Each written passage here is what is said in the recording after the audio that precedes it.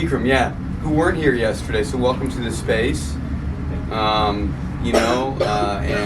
Just we want to, of course, start now that we're kicking this off to acknowledge that we are on occupied land, right? We're on occupied Pomo land, occupied land of multiple indigenous nations, and we want to have that guide our work for justice, and to all that we're doing here with the tribunal and with this, which is really about decolonization, on all levels.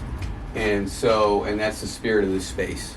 So with that spirit, we'll introduce ourselves. We chose to look at the role of coups, the military overthrow of popular democratic governments in the Americas, and the role of militarism and repression. Actually, the next slide is part of our intro too. Ani, if you can click it. Our investigation was to look at the correlation between zones in the Americas with major massacres and U.S. funding and training for security forces in those zones in the 21st century. So I can say a little bit what drew me to this, and each of us are going to introduce ourselves and say what drew us into this. So my name's Seth, and I've long been, ever since the late 70s, when this book was published. Actually, I discovered this more in the late 80s when I was in high school. This book, though, looked at the U.S. funding and training of security forces in the Americas, and actually all over the world, all over the global South. The level of military aid, weapons aid, and training, like through places like School of the Americas, which you'll hear about more this morning, increased to the extent that those security forces were engaged in gross human rights violations such as torture and massacres and disappearances. So this book, The Washington Connection, Third World Fascism by Chomsky and Herman, became kind of a lodestar, you see, of a lodestar of analysis that has still stood the test of time, but there weren't any updated studies about today in the 21st century. What is the relationship between our tax dollars and security forces in the Americas? So, having said that, that's part of what drew me into the team, right? Was to participate in this research as well. So, let me turn it over to the other team members for intros. Hi everyone, my name is Joaquin. I'm a first year UC Berkeley student at the LRC and at the Democracy and Media Lab.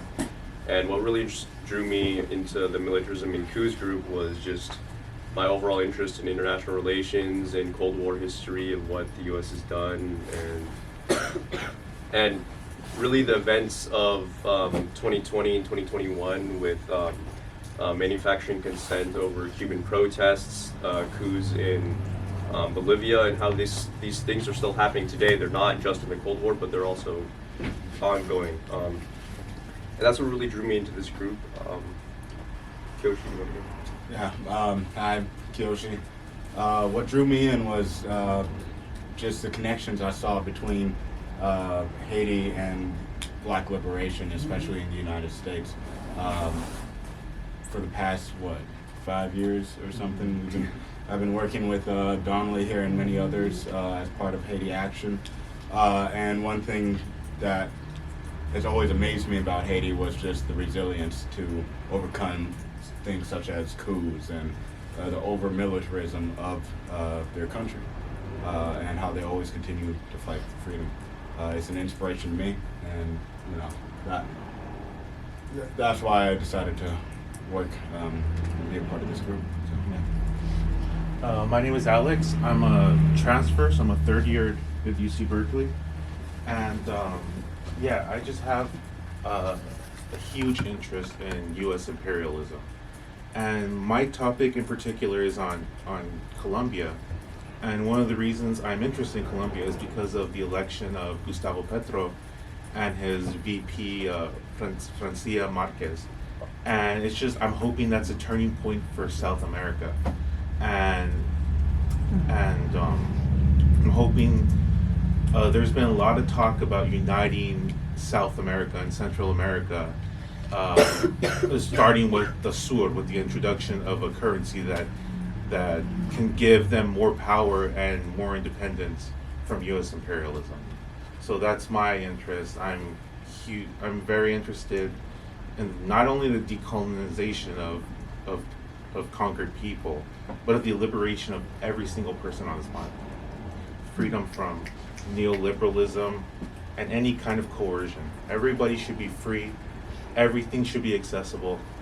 Yeah, so that's what drives me. Nice. Right on. Alright, so let's get into it. So a lot of the way we're going to do this, we're going to take you a little bit through the background first and then gonna get into the nitty gritty, okay? So Haiti, as we know, has had a long and troubled history ever since it became the first independent black nation. As you can see here, 1915 to 34, it was occupied by the U.S. And just as we do Haiti Action visuals, protests, rallies, there's a saying we like to say, Haiti, U.S. out of Haiti, Haiti will be free. And it's because of this history of constant undermining of their own freedoms. In 2004, there was a coup of the Aristide presidency. There's actually a book somewhere in this library that covers, yeah, if you could grab that, that'd be great. That covers what went into the coup. But what this coup did was it really just, it broke Haiti. I mean, they still fight, obviously, but it made it so that the police were being funded, trained by the United States. So let's look at the Haiti security sector assistance. So 2004, oh, can't really see that graph. Oh, here, you know what you can do, man? So as I speak on all these things, it's very important to understand where the 2004 coup is in relation to a lot of the funding, right? I'll just lift it up for you, bro. All right, thank you. So, as you can see here, about 10,000 to 15,000 HNP, so police, national police, were trained. And not only that, but the funding drastically went up after the coup, despite many, many human rights violations and just documented reports by locals and other countries of just human rights abuses. Also, there was an embargo, despite, yeah, it's just a mess over there, basically. And the U.S. continues, as well as the UN and Canada, to fund these horrific forces. Can we get the next slide? And that takes us into the arms sales. So, once again, it was basically nothing until the new regime was put into place. And this regime was a dictatorship and then worse, right? Yet the U.S. continues to back this. The PHTK, which is basically gang warfare in the streets of Haiti, is being given guns, tanks, and other armor to create hell in Haiti, and also just constantly kidnap at times and over-militarize local communities, trying to suppress every movement that has been rising up. And that's why I want to throw it to Donnelly right now to talk about a little bit of what's currently happening in Haiti, basically today. Thank you, man. The book that Kiyoshi mentioned, well, there's multiple books on the coup in 2004. This one, I want to honor Randall Robinson, a legendary scholar. Some of you know Randall. He just joined the Ancestors. He was personal friends with the Aristides and was there when they were kidnapped in the last coup. The Haitians called it coup napping, because the U.S. military literally flew them out of the country against their will, right? I sat with them one of the times we were in Haiti. Our students have met with them. It was a clear kidnapping, and if we can go back one slide. So part of the theory that Chomsky and Herman put forward in that book in the 70s is that anytime a government tries to come to power and actually regain control of the resources of the country for the benefit of the people, and it's a popular democratic government, it's destroyed by U.S. imperialism. in the name of communism. The pretext has changed. I mean, the Cold War provided the communism, but if you look at all the popular regimes like Lumumba in the Congo, Allende in Chile, Arbenz in Guatemala, Mossadegh in Iran, the pattern is clear. And then you install these neo-colonial dictatorships that are highly weaponized. That's exactly what this reflects.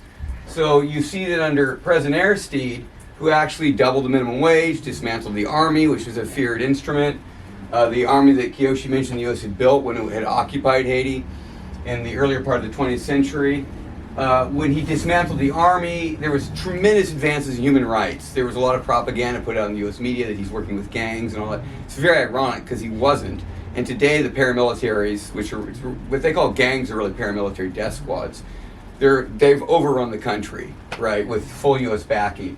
But you can see right before the coup, right, that the coup was the security assistance right here spikes, right, and then it seems to go down, but that's somewhat misleading because there's so many different means in which the U.S. has weaponized the security forces. So go back if you could, or to the next. Just one thing also on that. Even though it has gone down here, if you compare it to the Aristide era, it's still well over double. Yeah, and this is in the heart of the coup. Thousands of people. More people were killed in the Haitian coup than in Chile under Pinochet, right? There were thousands of killed in that first year alone. But yeah, if you could, the arms sales say it all, though. Like, even though the arms sales they were starved. When the U.S. was overthrowing Aristide, the U.S. was weaponizing paramilitaries to go in and kill people and burn down infrastructure in Haiti. At that time, all they had was the police, because Aristide got rid of the army. So the U.S. wouldn't even allow the police to have tear gas, which, of course, you're not for cops. But in this context, it's ironic that here's a democratic government that is being literally overrun by January 6th on steroids. I mean, it wasn't just like zip ties. It was frickin' heavy weaponry that Guy Philippe and the paramilitary bandits had when they were overrunning Port-au-Prince. That's when Aristide, the U.S. Embassy said, hey, come and meet with us. And he went there, and then they were flown out of the country against their will. And then, of course, the weapon sales go up, although there's a lot of private sales, not necessarily reflected. But look, as Kiyoshi said, this is the heart of the neo-colonial dictatorship, and it's just the country's awash with weapons, right? These are not gangs as we know them. This is not the Bloods and the Crips. These are death squads that just last week, that one overran one of the most popular neighborhoods of resistance called Bel Air. These are neighborhoods that are bases of resistance, like you see these tap-taps stand with Haiti. Some of them say lava loss. Lava loss is a mass movement in Haiti. It means flood in Creole. Each of us is a drop of water. Together we're a flood. These neighborhoods that are being targeted are the lava loss. That's the majority movement in the country. It's like targeting the ANC in South Africa, or targeting the People Power movement in the Philippines, right? So they're going in. They killed about 100 people last week, right? They went in with armored personnel carriers donated by Canada. They went in with heavy weaponry provided by the United States, our tax dollars. And they set people on fire. People's heads were cut off. I'm sorry to be brutal, but blunt, but it was completely horrific. Nobody's reporting it outside of Haiti, right? If we're lucky, it might get a mention on some alternative media. But for the most part, it doesn't exist in the U.S., but it's real. I mean, Pierre's been talking, gathering testimonies. So what we found in Haiti, and now you'll hear about, so we won't overtalk our part, but is that the Chomsky-Herman thesis stands true writ large. Like, the U.S. increases money and weapons to the extent that the government is willing to repress the population. And of course, that's the way it is inside the U.S. empire too, of course, as all black and brown folks know. But this is what we see with Haiti. Thank you.